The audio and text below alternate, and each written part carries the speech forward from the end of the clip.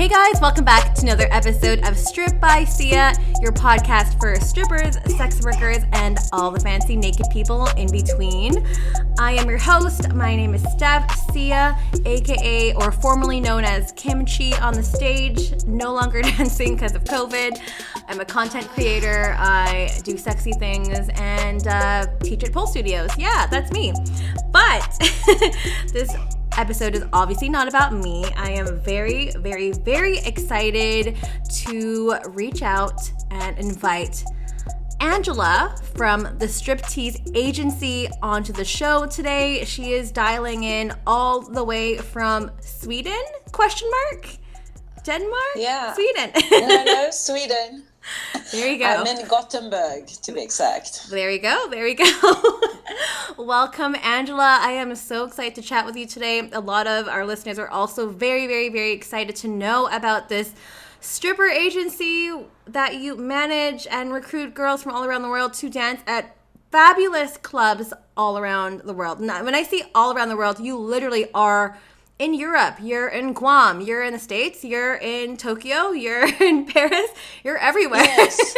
Yes. I always love to travel, so yeah, that's why I'm everywhere. Yes. In South Africa, you forgot South Africa too. There we go. Shoot. Damn it. Shoot. Almost got it. Yeah.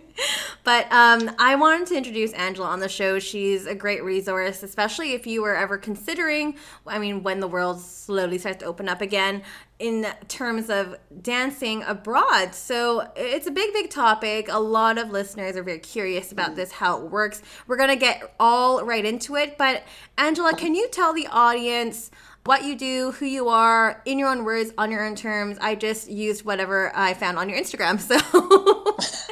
Yes. Yeah, well, right now I retreated from living in South Africa, which I've been living for 5 years. Wow. 4 years. I feel like I live 1.5 years or 2 years for every 1 year that's passing. So I'm always confused. So I moved back to Sweden not because I wanted, I was forced to do so because I was in Guam when COVID happened and I couldn't get back home because Africa was closed. So now I'm in Sweden. There we go. I'm a journalist student right now. I just started dancing again. So I was in Denmark for 3 weeks ago, just before they closed the clubs. Oh, wow. And now I'm dancing a little bit in Gothenburg. And my agency, it's not really the time for traveling right now. Right. Kind of have to stay home. There is not much job going around in our business. So if you're a girl and you have a club where you do some money, then you should just be happy and stay where you are, because I really have very little jobs for girls right now, the ones who wants to travel around and go from place to place. Right. It's difficult. But maybe next year or...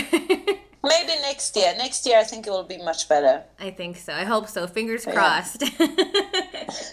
Yes. So okay, well maybe that was not so much about me. I'm a crazy traveler, little ADHD woman loving horses, and that's why I got into stripping for the first time. Someone gave me a horse. What? Yes, and I was living in central Stockholm, and she ate a lot. Probably 15 kilos of freaking hay every day, and then she needed shoes every month, and she was just incredibly expensive. Yes. So that's why I was starting to flash my pussy for cash. It works. No, it works brilliantly. Yeah. Wow. So that's a story. And you started dancing, correct me if I'm wrong, in 2011, so almost 10 years ago. Yeah, almost 10 years ago. Wow. Dancing and doing many stuff. And I started in a club in Stockholm, and I thought it was a great place. But I had no other experience. It's the worst place I ever worked at. Ooh. I know now. that crazy place. We will definitely get into the best and the worst places later, in your opinion. I'm sure you have tons of stories to share. Yeah, I have a few stories to share. Oh, wow. Yes. So did you have any kind of dance experience at all, or was it just something that you decided to do, obviously, because fast cash, or what are the details surrounding that? I had no dance experience. I was extremely shy. Didn't know what I was doing. But like one day I was sitting in the metro in Stockholm and I was opening the newspaper and it was like a full-size ad saying they needed hostess for these restaurants, and I was looking at that one. I went there one day. I was basically shitting myself because I was so scared. And I remember this girl came out. She's a little bit chubby and she only had a pair of thongs on, a pair of long, like these super heels. Okay. And then she was sitting and smoking with this thong, and I came in there, I looked at her and I was like dying because I was so scared. Wow. And that was that. You're just like, and okay. that was that. No, I came back a half year later when I really needed money, and then I was like, yeah, this is fun. Yeah, definitely. And I agree with you. Like in the beginning, when I started dancing as well, it was definitely scary. Very scary. Very. It's a legitimate fear there for sure. Just and nervousness and anxiety and all the things, and then trying to sell on top of that is hard too. So. Oh my gosh. Definitely. I was sitting in the club for like the first 3 or 4 times. I didn't even dare to speak with anyone. Like, I was just looking at all the people coming in and all these girls making money and running around naked and drinking champagne and doing bubble baths. And I was just like, didn't dare to speak with them. Wow. So you started in Stockholm then. How did you start dancing all around the world? How did that work out? Yeah, well, it took me quite a long time. So before I did stripping, I did horses for like 10 years, and I was living in 9 different countries working with horses. Oh, wow. Then I stopped the horses and riding instructor, polo and all that stuff. And I moved down to South Africa just by chance. And then I was there. I was a bit scared to go to the strip clubs because you never know what's inside of there. Yes. They can be very scary. And anyhow, but then I started to dance at Mavericks in South Africa. Okay. Just for a few months. But it's like a factory. They clock you in, they clock you out. Oh, you come 1 second late, you get 500 rands fine. What? If you clock out you need to get in with a thumbprint into the club. Oh my gosh. Yes. That's but crazy. Also they have 120 dancers. So if they can't control what's happening, I mean, no one can check 120 dancers. So that's why you need your fingerprint to get in. Gotcha. Wow. You clock in, and they have huge systems. It's a huge club. It has like 4 floors. It's a huge place. Oh, wow. Crazy. Amazing. Fun. Yeah. How did South Africa differ from your experience in Stockholm? Was it vastly different? Massively different. So Stockholm is a small club, and that club is made to fuck people's brains. Like they have made a very specific system where you bring someone, you start with a lap dance. The lap dance cost 150 euros. Oh, wow. That was 10 years ago. You go into, and this was like a strip club and a massage club. Like you're not allowed to do any extras, but you were like giving them back massages. And then you do dancing. So you do back massage and then dancing. And when they get horny, the manager will come and say, no, your time is over. You have to move to another room, and then maybe you can have some more fun. So they were just like, you were supposed to tell them they could have fun, but you're not allowed to say they could have fun, actually. Like, they could not have sex there, but you were supposed to sound like it, so they will keep on buying and buying. I see. Wow. So they would go from the first massage room to the second massage room, and then there will be a little bit bigger bed there, and then you go to the third one, and when they can't have sex, we will be saying, no, but this room only costs 600 euros. You need to go into the one that costs 1,100 euros because that's where I take off my panties. Oh my gosh. Well, obviously taking off your panties doesn't mean you can have sex. Exactly. We even had one guy who's so pissed off because he got tricked to spend a lot of money. Yeah. And then the girls, like, he got so pissed off because no one would have sex with him. It's obviously illegal to buy sex in Sweden. Right. And if you would have it in a house in the middle of Stockholm, that would be pimping out, and it's huge fines and right. problems. So that's not possible. He called the cops because he couldn't have sex, and they came and took him out. That's a really interesting system, though. They have it down to a T. No, that system is made to take money from people. Yeah, like it's very manipulative. And unfortunately, the girls didn't get too much of it. The percentage was very low. So. Oh, no. Oh, that's unfortunate. So is it more like the club owners then getting most of the cut then? Yeah, and also, we have very high tax brackets in Scandinavia. So 25% goes in VAT, and then you on your salary, 30%, 40% disappears in other taxes and so on. Oh my gosh. So just having people being hired in a strip club just obviously means that their cut will significantly go down. Quickly. Yeah. So the takeaway is quite little then. If you're, very little. That's so unfortunate. Yeah, no, I don't recommend Stockholm for anyone. Note taken for next year. Yeah. Don't go there. What about your experience in South Africa then? How you said it was super, super, super different than Stockholm. Yeah. And well, Stockholm was there. It was a little place. South Africa is a huge club. Right. It's you need to go and sit down with all the clients. You need to sit with them for a half an hour until they decide to go into, a dance boot. Otherwise, you'll lose your client because someone else sits there. Really? So it's just about selling a lot, and you need to drink kind of for free because they don't give the girls any money for the drinks. Oh. So it's just dances, but you need to sit with people for a long time. So I'm not so keen on that club, and also they say I owe them 20 grand because I left with a fine, and now I owe them the world. Oh my God. Crazy. Wow. Yeah. It works so differently here. I'm based in Canada, so it's super, super, super different.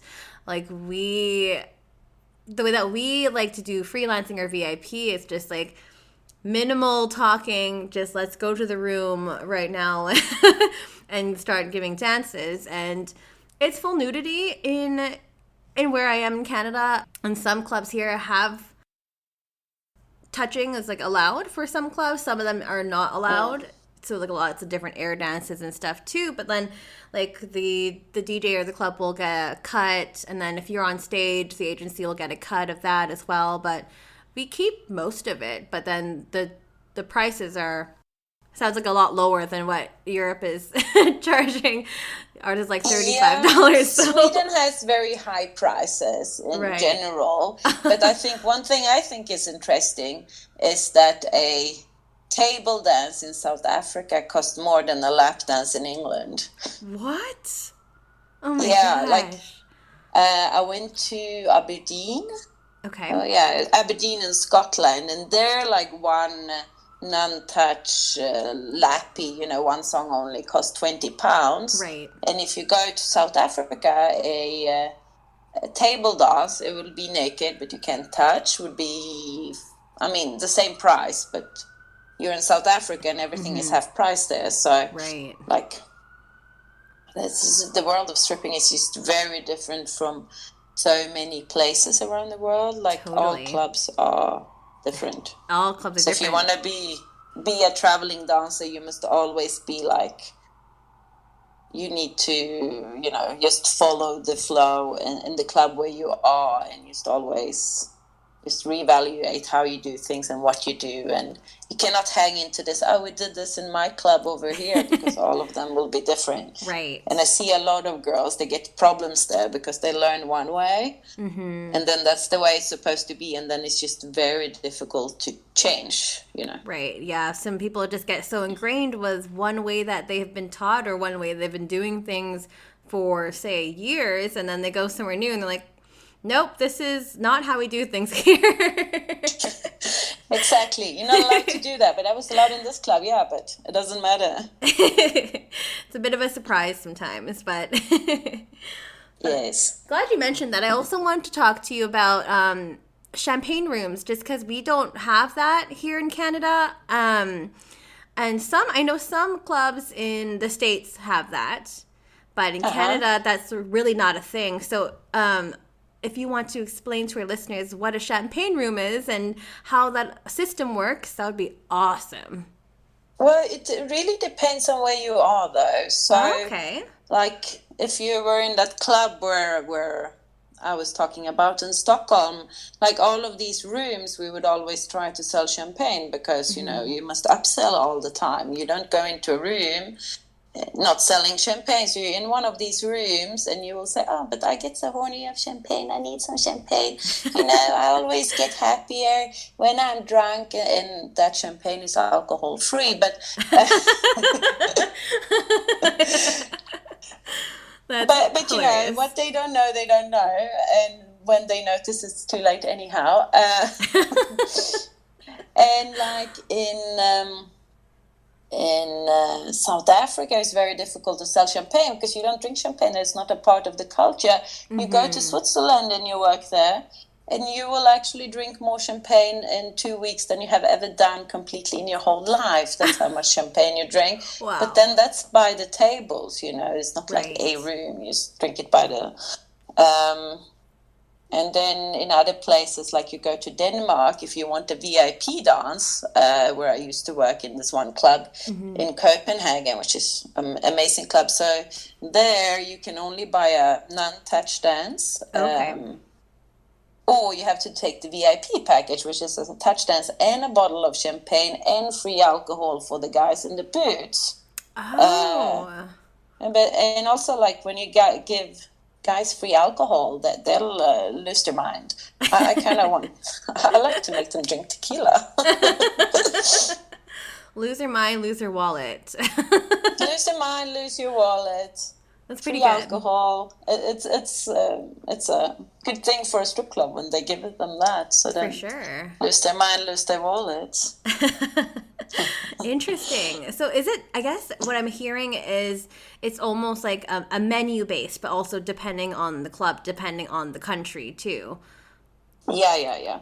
So in some clubs, like if you go to Denmark, they love to try to sell very expensive champagne, and there'll be a champagne bottle there for like 100,000 kroners, which is like a $10,000 or you know. And then you try to sell these things. They're obviously too expensive to sell a lot of them, but it will happen, you know, a few times a year.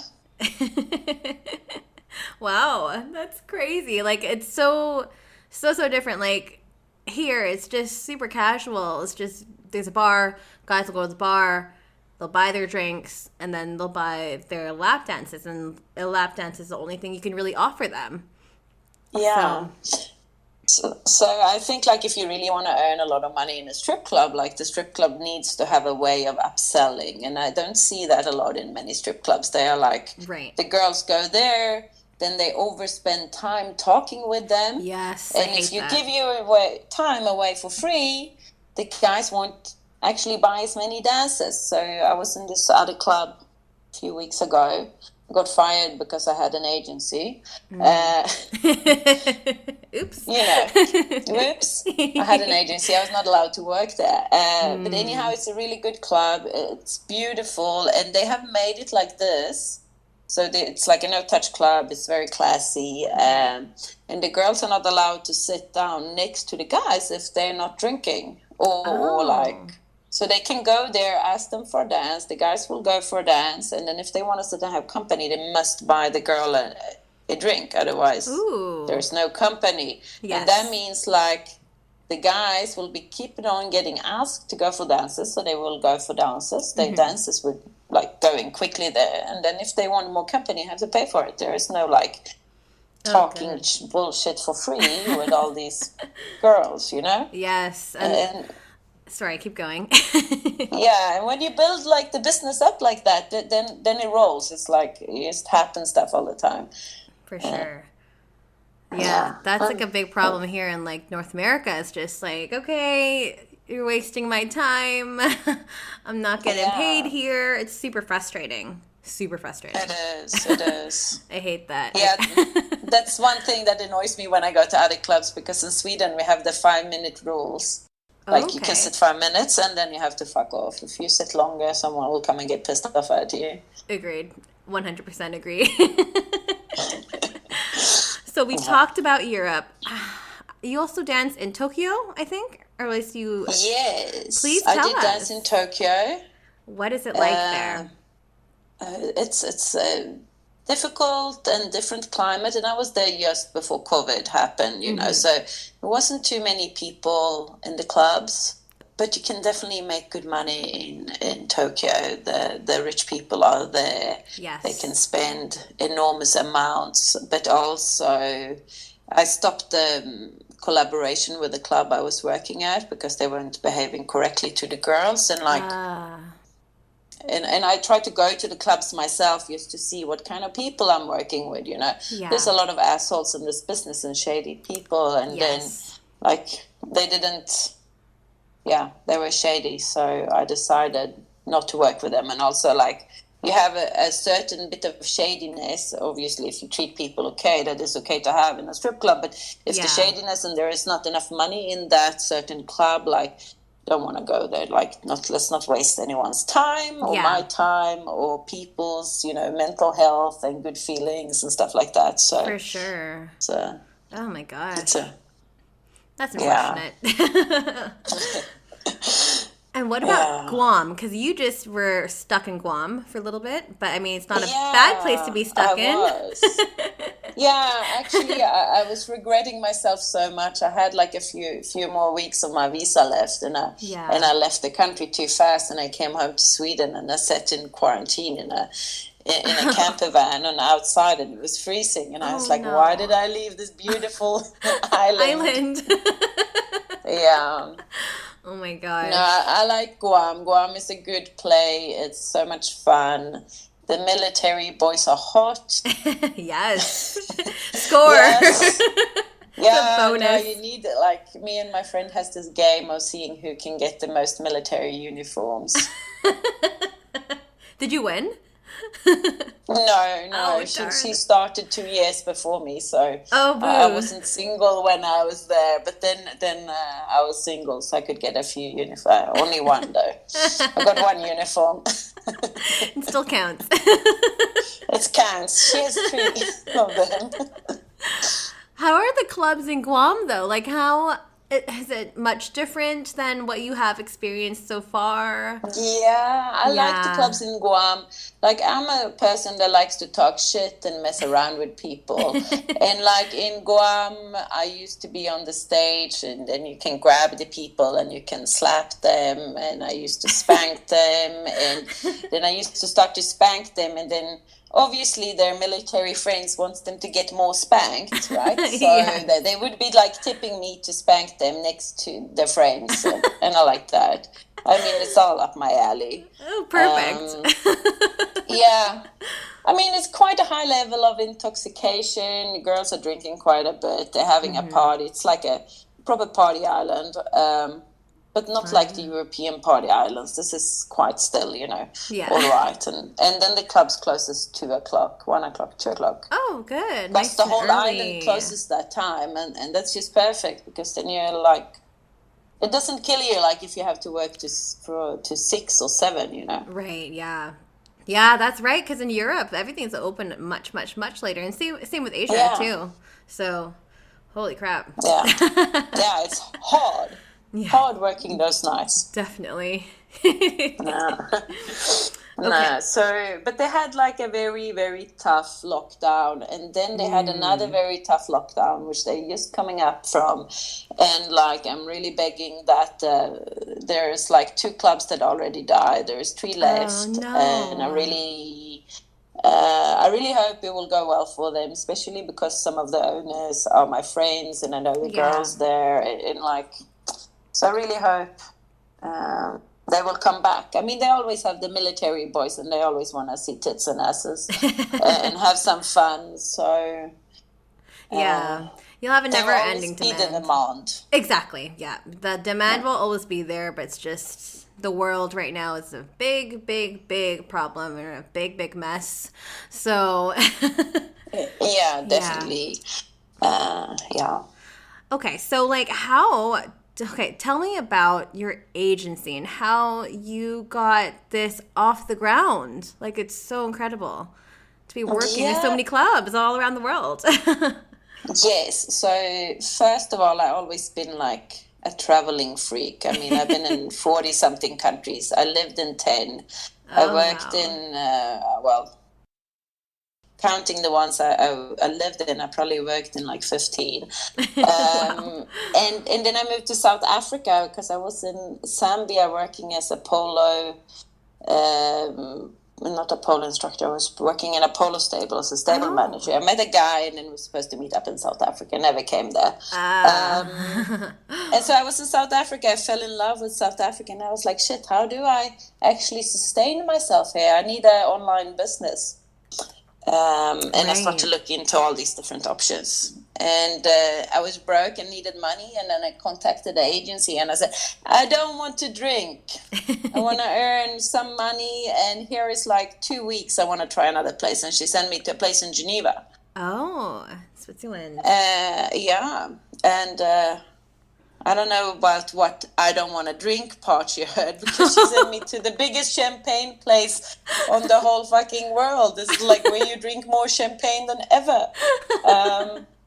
So I was like constantly drunk for 2 weeks, drinking all champagne and like, oh, the first Saturday I was like, I can't do this more. I need to go home and puke and sleep. So hangover after a week of champagners. Oh my God. And then that was actually at that club. I was like, nah, I'll just do my own agency. At least I can tell people where they can drink champagne and where they cannot drink champagne, where it's touch dances, where it's no touch dances, where Right. people do extra, where they don't do extra. If I can just tell people, well, not people, if I can just tell all the girls, all the strippers, what I Yeah. know about the clubs and what they can expect, then I think I can make people happier. Like, For sure. you wanna know where you're going, especially when you're traveling far and you sign up for doing X, Y, and Z for X amount of times. You want to know. Yeah. If you don't want to drink champagne, you shouldn't drink champagne. You should be put into a club that suits you. Absolutely. I'm so glad you said that because I feel like sometimes in some of my past guests that were on the show, like they've just been in some questionable circumstances that they didn't expect or they weren't informed of prior to going. And that's not okay. Like, no, it is really not okay. And so I'm doing my best. Obviously, like, I have had girls sending me messages saying, this is the best club ever. Thank you for sending me there. It's the same time I get a message from another girl. You're a fucking asshole. Why did you send me to this hellhole? And I will be at the same club at the same time. So, like... Crazy. You can't please everyone, but No. at least you can try to give them the info you have. And then, like... I mean, it's complicated to be a stripper. You have to travel away. You have to be alone. You have to make new friends. You have to have the same boundaries, more or less, as the other new friends in the club, which is, you know, someone is doing full service or someone is doing extras in a corner, and other people just get upset if, you know, something small happen. And, like, so it's many different people you have to kind of please. And it's like this group, to get a grip that works together really well in a strip club and have it like working nicely all the time is very difficult. It's very hard. So sometimes you will have obviously people that just doesn't go together, don't have the same boundaries, and start to, you know, hate on each other. Becomes very tricky.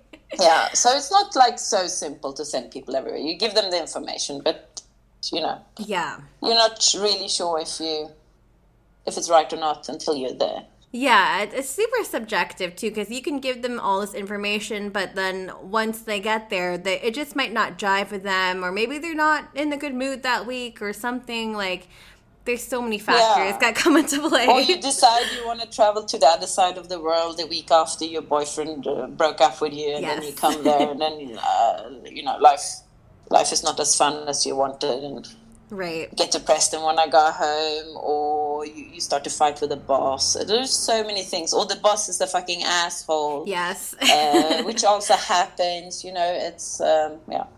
Right. Yeah, and that definitely happens a lot sometimes. I mean, at least here in Canada, there's a lot of shady people, as you had mentioned, in terms of ownership and management, but as well as our agencies Definitely. too. Our agencies here are like not so good, in my opinion.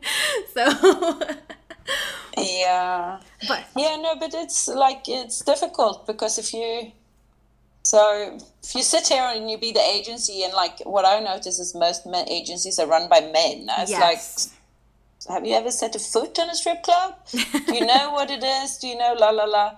They don't know anything, and then they do all this agency stuff. And some of these owners, just like working with them as a female agent, is sometimes they can be such a horrible people. Like, Totally. I had one club, I'm not going to say which one it is. I sent one girl there. She's beautiful. She's been working everywhere. I've sent her all over the world. And she's been working in some clubs where it's like really, really difficult to get into. Maybe I send like a few girls there a year, maybe. Right. And this guy just decides he doesn't like her, so she doesn't get hired when she's no. arriving. And like no one can see a reason to it, except like this, no. power That's trip. awful. Total power trip. Yeah, absolutely. That's awful. Ugh, gross. That makes me really It mad. happens. But I am glad Yeah. that you are, like, again, as you mentioned, like a female-owned agency, and you have worked in the clubs. You have stepped foot in the clubs, so you know what it's like. Yeah, exactly. I'm still working. Yes. And I meet a few female agents here and there, especially in Europe. Okay. Meet a few of them. So there is a few. Cool. That's awesome. I mean, Yeah. we need more. We need more of you guys. Yeah. Come to yeah, Canada. We need more females all over the industry that takes Agreed. care of shit. Yes. And does it properly. Because also what I noticed is the clubs that has female ownership, like I send more girls there than to any other clubs, like female management, female ownership. Right. That's where I send all the girls. They're all happy. They want to go there, and the clubs are busy, and Yeah. And that's what you want. We all flourish. We all benefit in the end, right? When everyone's happy. Yeah, exactly. The equation should be simple. Yeah, less stuck up asshole guys and more females. Obviously, there's the good ones in the industry too. Yes. Don't forget them, but yeah. So, like, how did you build the agency? How did you start linking up with different clubs, and how did you know which ones were trustworthy and stuff? Like, how did you kind of delve into that process? It's hard to know which one's trustworthy. That's Right. why I actually take my own ass to the club and start to shake it. I go there for the most of the clubs, and then I always speak with the girls. I'm like, oh, so you've been here. What do you think about this one? How was the boss? How was the money?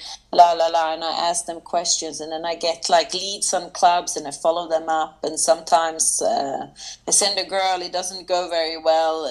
Like it's a shitty place, or I go there myself, and then I just cut the ties. So I don't have too Right. many clubs. Like there is a lot of agencies that have way many more clubs than I do, but I want to send people that they feel where they feel good to be, or Right.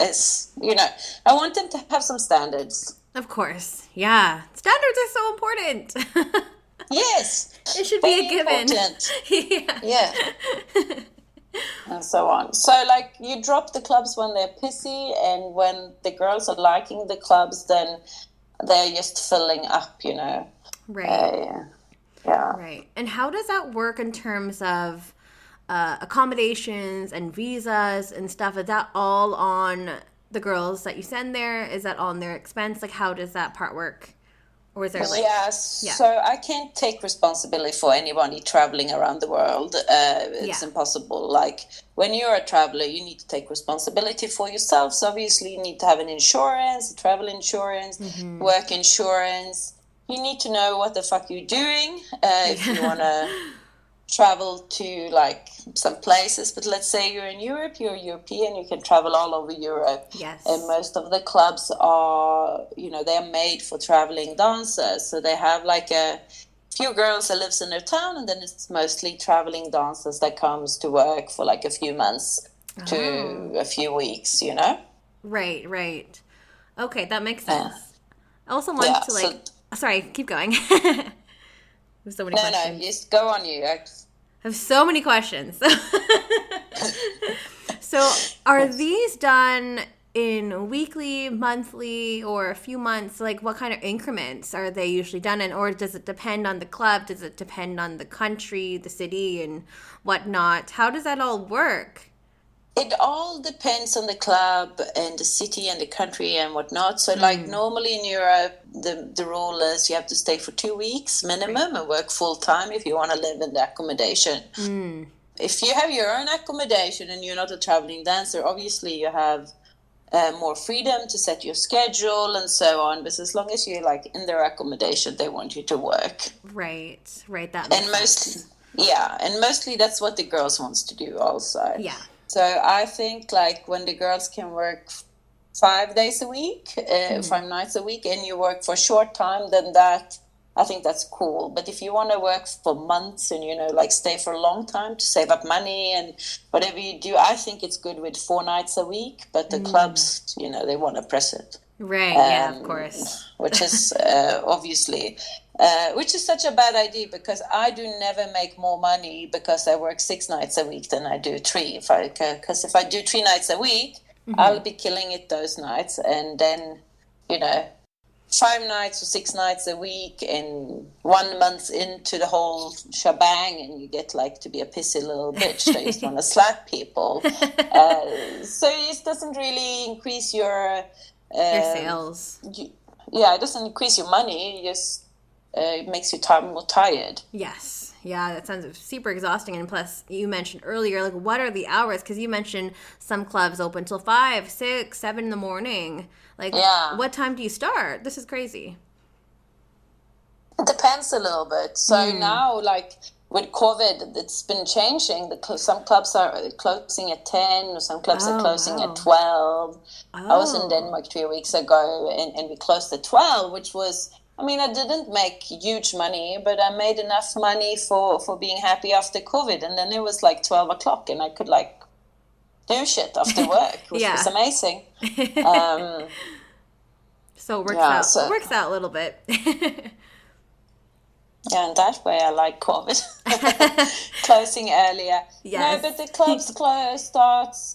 Some clubs have opened on the days too, so shifts can start at 8, at 10, at 6, and then they can finish in different hours. It's all a little bit different from club to club. Right. Yeah, that's crazy. Oh my gosh, I can't. I'm like already feeling sleepy just thinking about working till 6, 7 in the morning. I know, that shit is hard. That is really, really hard. Yeah, for sure. Oh my gosh, crazy. I guess in terms of bookings and when you're sending these girls out, how are those bookings secured and how do you deal as an agency in terms of like lost bookings? Because, for example, the agency that I was employed by before, they had lost a whole bunch of my bookings, and it's annoying because you expect, okay, I'm going to make this money this week, and then when those bookings are lost, then it's a huge loss of revenue. Can you tell us more a bit about that kind of detail? Well, I don't, you guys work differently. So, when the girls are booked for 2 weeks, for say, she needs to, confirm her booking with a ticket, and, it literally happened to me once that a club declined the booking the girl when she arrived. No, twice actually. But the first time was because I was new in the business and didn't know what I did. So now I'm asking people for front pictures, back pictures, side pictures, up and down, and a movie when they film their body. Because when you send someone to the other side of the world and then they kind of catfish you, and they come and they show up and looks different. It'll be a huge problem for that for the club. person that traveled so far, and then she is 30 kilos heavier than on her pictures. Oh my gosh. Which happened to me, and it was terrible. Yeah, I bet. Oh my gosh. So that's why I have I'm asking the girls for a lot of information, because I never want to put the person in that situation, which still happened once now that I told you about. That you don't get approved by the club. So I'm just trying to do my work, present the girls properly, and then get them to buy their tickets so they are confirmed, and then it's never been a problem that the club is canceling them. Right. It's more the opposite problem, that the girls just disappears. Oh, no. They don't actually show up for their booking, so they will buy tickets, and then you message them, and there's no one on the other side, and they decided not to go. Oh. But I have decided that I understand them. They can be scared. It can be something that happened. It doesn't feel right. They don't dare to they don't dare to say anything to us. So they make this thing we do in 2020, and it's called ghosting. Yes. Oh, God. It's a modern thing. We ghost people. And that's just how it is. I don't spend time upsetting by that. Right. Oh, my gosh. How long did it take you to find your groove being an agent in terms of okay, I've learned my lessons here, and to, okay, now it's smooth sailing? Yeah, no, it took me a little while. The thing when I got catfished by the larger lady, then I was like, shit, now I really need to get the pictures right so it doesn't happen again. And then I just, my questions are a lot. They are way more than all the other agencies, I think. I'm not sure. But it took a little while to get my stuff together, but you learn by doing. And also, I've been in the clubs for so many years before opening the agency, so I had a little bit of knowledge. Right. You have a little leg up. Yes. Oh my gosh. Wow. Well, this sounds amazing. I remember looking at a few of your postings too, because I've been following you for a while, because I thought this was a year for me to start traveling and dancing abroad, because I got laid off from my job and all this stuff. I was already going to be in Europe in May, and I was okay, if I'm already going to be there, then I'll just buy a one-way ticket and then reach out and see if there are any available bookings. And then COVID happened. But to be honest, as American or Canadian, Europe is not great, because all the big good clubs, they demand you to have a working visa for Europe. Ah, okay. This is good to know. So if you would actually want to travel and book in Europe, you could go into a club and you'll be lucky to be hired. Right. But you would probably have to choose the not so good clubs and so on. I have a lot of girls asking me, how can I work in Europe? And I'm like, I can't help you. All the clubs I work with, they want proper visas, working visa. You need to get it yourself. Stripping is not a qualified... What do you call it? It's not qualified work. Not a qualified profession. Not a qualified profession. You can't go to Europe and dance. So you need to put your prettiest face on and go and say, hey, let me work. It might work, might not work. Interesting. And so on.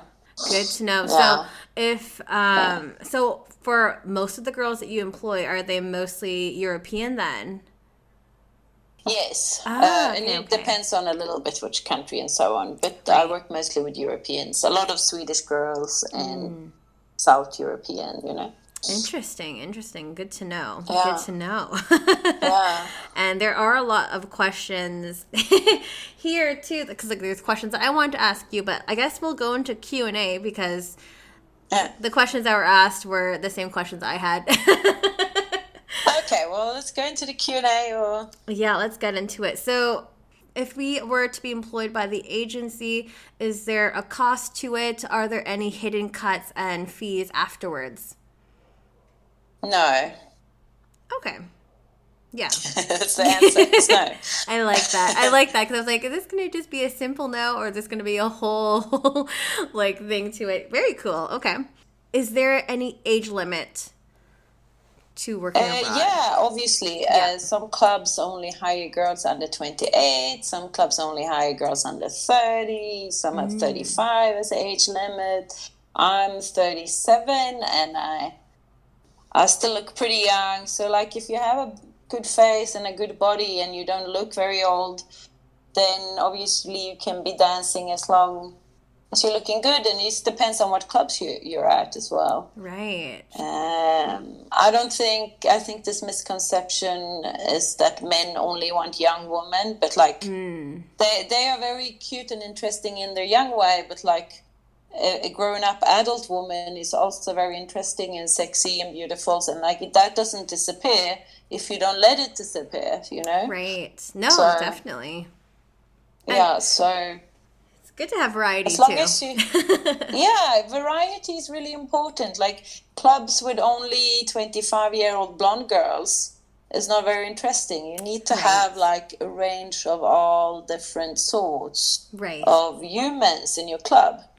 Yeah, diversity, I would say, is key because there's kind of something like a different flavor for everyone. That way. Yeah, and it makes it interesting. Like the only thing you need to be is beautiful, and you know, and beautiful is also quite a wide thing. You know, you need to be beautiful. You need to take care of yourself, and you need to present it well. And if you're that, I don't think it really matters. Right. Your age or your body weight, or you know. Agreed. That's such a good message to say too. And I didn't know you were 37. What? Yeah. I thought you were younger I'm an than old me. woman. No, that's a great age. I'm 30, so. Yeah. No. I feel like I've lived many years, a few extra, but I love it. My age is beautiful. Yes. You embrace it well. Yeah. No, but it's just cool. You understand way more things than when you were 27. The world, yeah. Oh, here's a good one. Where is the best place to work? And please share a story.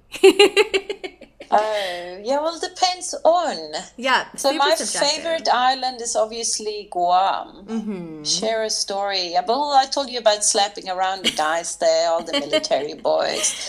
I mean, the military brain is quite stupid. Like, these poor guys, they live the most locked in life. They have no freedom. They have to, you know, eat and poop and jump when they say jump, and they go in and out. Anyhow, but they're very cute. I mean, because obviously I do more than stripping when I'm out traveling. So I found this very cute military man. He's like this weird kind of American that believes in God, like Adam and Eva. And Eva. Yep. Like it was so fun to destroy him. I took him to the strip club. I had tequila in him. I made him do a few tricks with a dildo. All this stuff. It was so much fun. You've opened his eyes. Yeah, that's what my intention was.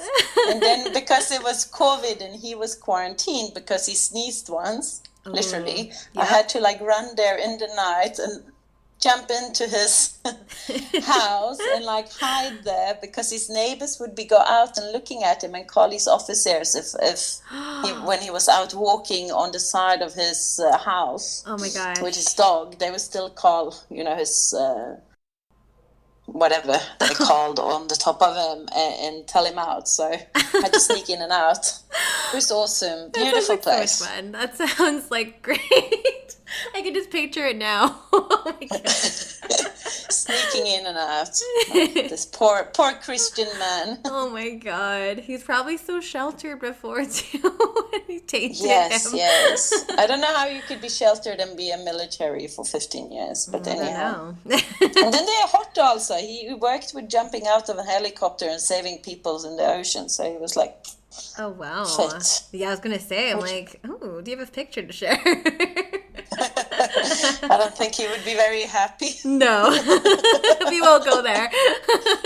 Yeah. I guess next question is, how do you know, I guess as an agent, if a job is a scam or it's legit?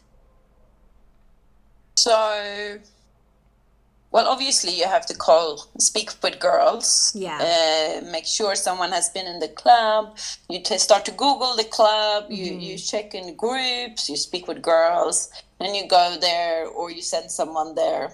Right. And obviously, when I'm like sending someone to a new place, I will be telling them, this is a new place. I haven't worked with this club, so you have to, you have to go there a little bit on your own accord, because I can't promise you it's going to be perfect.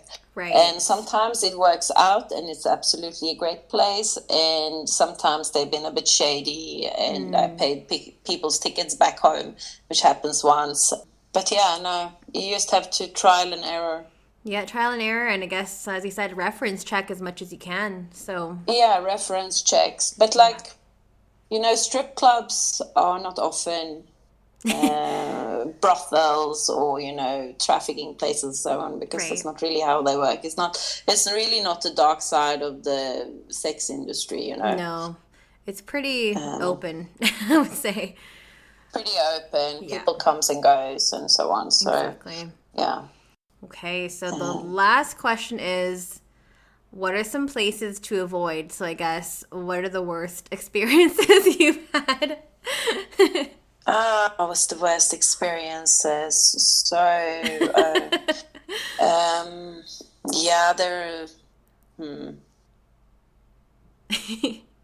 went to one club in Denmark. It's a really fancy club. They sell the 100,000 kroner bottles, kroners, $10,000.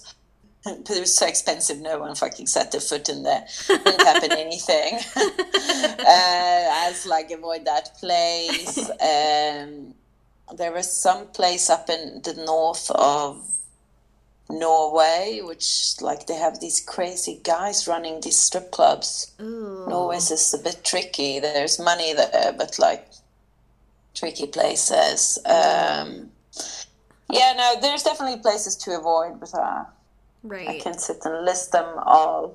If you go via me, I won't send you anywhere that I want to avoid, at least. Thank you. Yeah. That's great. Oh my gosh. You have probably so many stories. We could go on and on and on. Yeah. We can go far in these stories. There's always something exciting happening in the clubs. Of course. Never a dull moment. No, there's quite a few of the dull moments when you're just sitting and waiting and wonder what the fuck you're doing with your life. This is true. Waiting and talking about some stupid shit. Or it's really interesting locker room talk. I mean, yes. Stripper locker room talk is beautiful. Yes, it is. One of my past guests on the show, she has her own podcast too. What is it? I think it's called Strippers with Anxiety, and it's all recorded stripper dancer room talk, and it's awesome. You should definitely give it a listen. Nice. It's good banter for sure. That's cool. Yes, super great. But before I let you go, where can we find you? You'll find me on my Instagram, which is the Striptease Agency. Not with any dots, just the Striptease Agency. Perfect. You need to send me a friend request. It's not an open page because I don't want people to look at me and what I'm doing, except the right people. Yes. And I don't want to be banned from Instagram. So that too. That's the reason for that. So if you look like a stripper, I will be accepting your friend request. And if you don't, you probably have to send me a message and tell me why you want to be my friend. And then you find my webpage, which is thestripteaseagency.com. It's not very updated, though. I haven't updated it since COVID, so... Well, nothing's happening right now anyways, so you got lots of time to update nothing much happening, so... Awesome. I'll be sure to plug those links in the show notes below. If you guys haven't checked it out already, scroll down and give that a click. And maybe give Angela a little follow as well, especially if you are in Europe and maybe want to dance at some clubs, or maybe you have dual citizenship. I know quite a few listeners are from Europe. The lucky ones. The lucky ones, exactly. So... But thank you, Angela, for joining me on the show today. It was such a pleasure to get to know you and also just learn so much about how everything works on that side of the world and also your amazing agency. Again, we need more women owners out there and managers. So yeah, definitely. If you want to hang up your stripper career, go into the clubs and demand them a management position. Here we go. Yeah, go and do it. We need more women all everywhere that has been in the industry and can lead women and do things properly. 100%. Fairly. Properly and fairly, exactly. I'm with you on that one. So, and don't forget, guys, new episodes every Sunday. It's Strip by Sia on Instagram or my personal, which is Sia Steph. And we'll catch you guys in for another episode next week. Bye. Bye.